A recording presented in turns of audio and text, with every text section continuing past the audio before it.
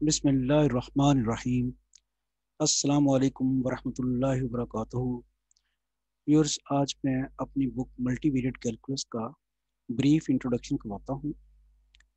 सबसे पहले हम बुक के कंटेंट्स डिस्कस करते हैं और फिर availability of the book discuss करेंगे। मल्टीवेरिएट कैलकुलस बुक, इसका फर्स्ट एडिशन मार्च 2019 में आया था। बुक जो सिलेबस कवर करती है उनमें BS mathematics, BS physics, BS IT computer science, BA BSc associate degree mathematics B course 2, BA BSc associate degree mathematics general 2। Copyright 2019 by Ilmi Kitab Khana.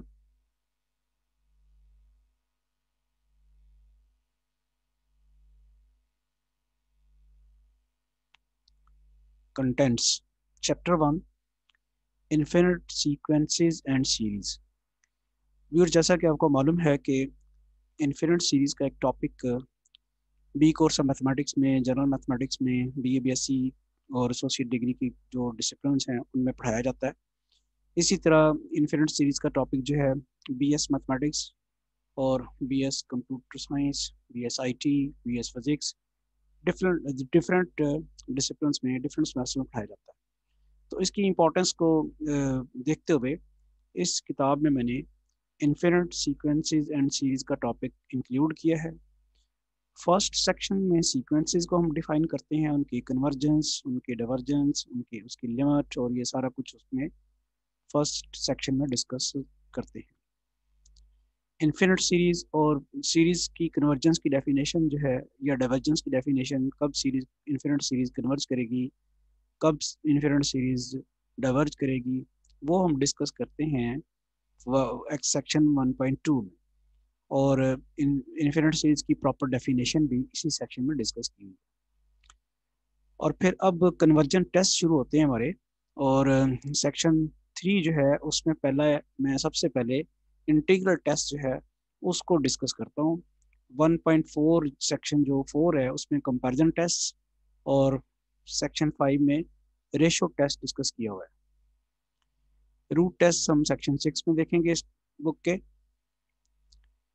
और उसके बाद सेक्शन 7 में alternating series, absolute and conditional convergence discuss की हुई है। Power series, interval and radius of convergence section 8 में discuss किया है।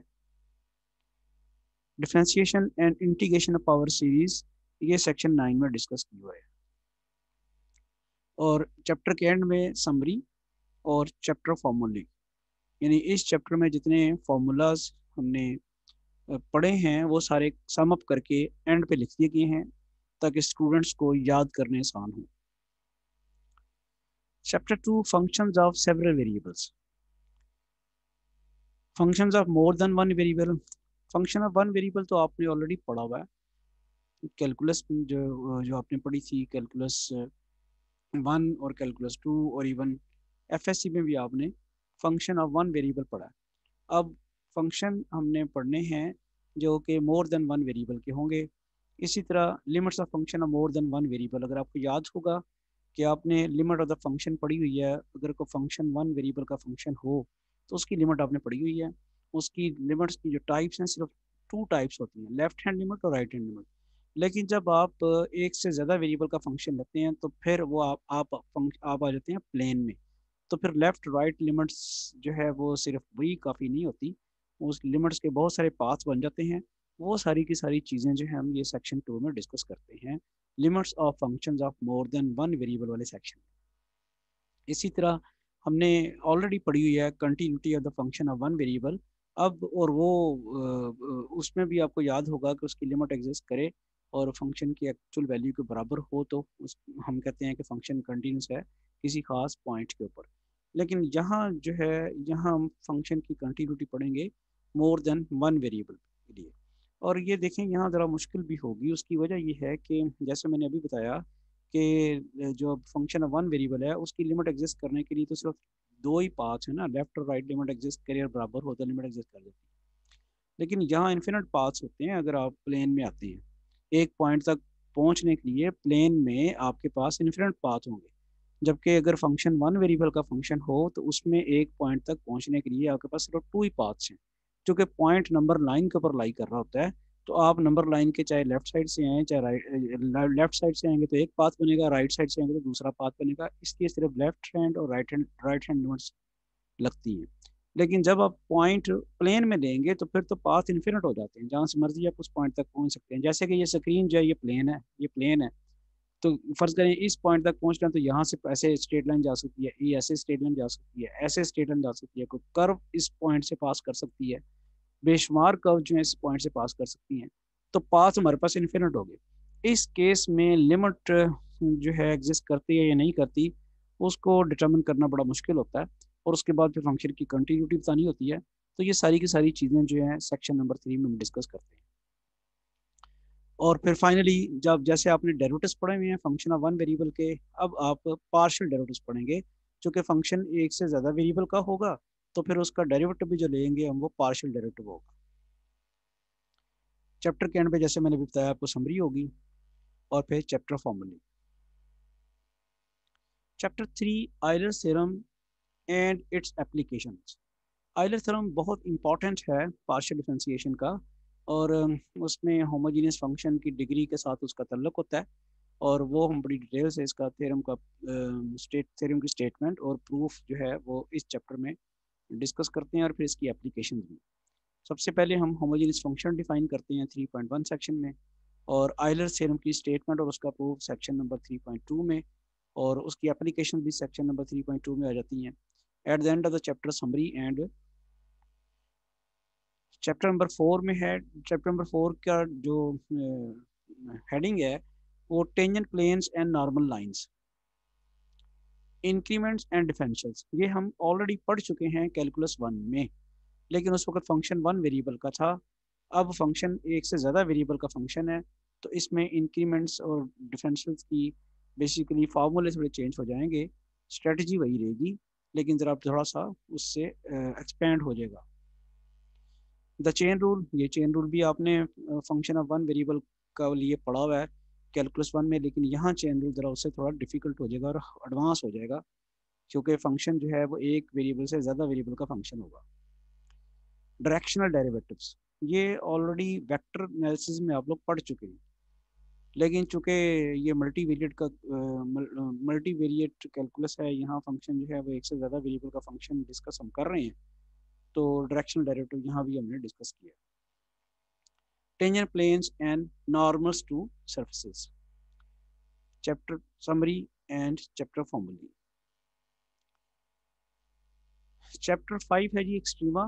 बेसिकली एक्सट्रीमा हम कहते हैं मैक्सिमम या मिनिमम वैल्यू, एक्सट्रीम वैल्यूज। तो आपने मैक्सिमम मिनिमा ऑलरेडी पढ़ा हुआ है फंक्शन ऑफ वन वेरिएबल का, इवन आपने सेकंड ईयर में भी ये चैप्टर सेकंड में पढ़ा हुआ है, लेकिन आपने फिर BA BSc में भी जो है जो कैलकुलस की किताब आप पढ़ रही है अपनी कैलकुलस की, कैलकुलस 1 में भी आपने पढ़ा function extrema of the function of one variable. लेकिन अब हम पढ़ेंगे extrema of the function of more than one variable, और इसमें सबसे जो पहले बात हम डिस्कस करते हैं सेक्शन नंबर 5.1 में, first section of the chapter extreme values and saddle points. Extreme values क्या हैं और सैडल पॉइंट्स क्या हैं, और एक बड़ा इंपॉर्टेंट मेथड है लैग्रांज मल्टीप्लायर्स मेथड, तो ये सेक्शन 2 में डिस्कस किया हुआ है। Chapter summary, chapter number 6 volume of solid and area of surface of revolution. देखें ये volume of solid of revolution, ये ज़रा देखिएगा, वॉल्यूम, वॉल्यूम से मुराद क्या है कि एक सॉलिड हमारे पास जनरेट होती है किसी सरफेस को रिवॉल्व करके, तो जो सॉलिड बनती है हमारे पास, उसको उसका जो वॉल्यूम जनरेट होगा, वॉल्यूम मालूम करना, वो हम डिस्कस करते हैं। Volume of solid and area of surface of revolution.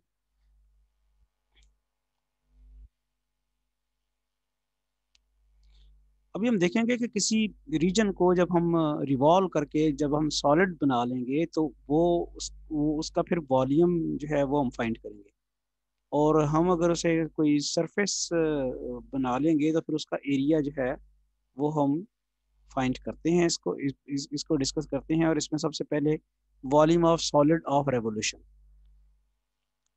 Area of surface of revolution. Volume and area in polar coordinates, summary, chapter फॉर्मूले। पर ये बड़ा इंपॉर्टेंट चैप्टर, थोड़ा डिफिकल्ट भी है कि कैसे एक सॉलिड ऑफ रेवोल्यूशन जनरेट होती है, कैसे एक सॉलिड ऑफ रेवोल्यूशन बनती है, और उसका वॉल्यूम कैसे कैलकुलेट करना है, उसके फॉर्मूला यहाँ पे हमने डिस्कस किया हुआ है। और जो मेथड्स हैं वो हमने यहाँ पे सारे के सारे डिस्कस किए हुए हैं। उन मेथड्स को अप्लाई करके हम volume of solid of revolution मालूम करते हैं। Similarly area of surface revolution क्या है, उसकी डेफिनेशन डिस्कस की गई है। और फिर उसको उसका जो फॉर्मूला मालूम करने उसको मालूम करने के जो फॉर्मूले हैं वो डिस्कस किए गए हैं। और सेक्शन जो थर्ड सेक्शन है इस चैप्टर का, volume and area in polar coordinates. Chapter 7 जो है वो मल्टीपल इंटीग्रल्स का चैप्टर है, जिसमें हम double integrals in rectangular and polar coordinates discuss करते हैं, area and volume by double integrals, applications of double integrals, और triple integrals in Cartesian, cylindrical and spherical coordinates, applications of triple integrals, chapter summary and chapter formulae, answers, index.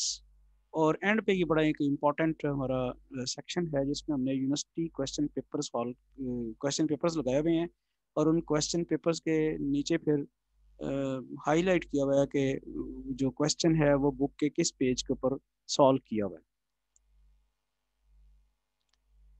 Availability of the book, उसमें आप जो आपकी city की अच्छी book shops हैं वहाँ भी आपको बुक मिल जाती है, या फिर इल्मी किताब खाना की वेबसाइट से आप डायरेक्ट मंगवा सकते हैं, या फिर इनकी एक बुक शॉप है इल्मी बुक हाउस के नाम से, तो वहाँ इन कॉन्टैक्ट नंबर्स के ऊपर आप व्हाट्सएप करके अपना मैसेज, तो ऑनलाइन बुक जो है या बुक एट होम डिलीवरी के लिए कह सकते हैं, तो आपको बुक वहाँ से मिल जाती है।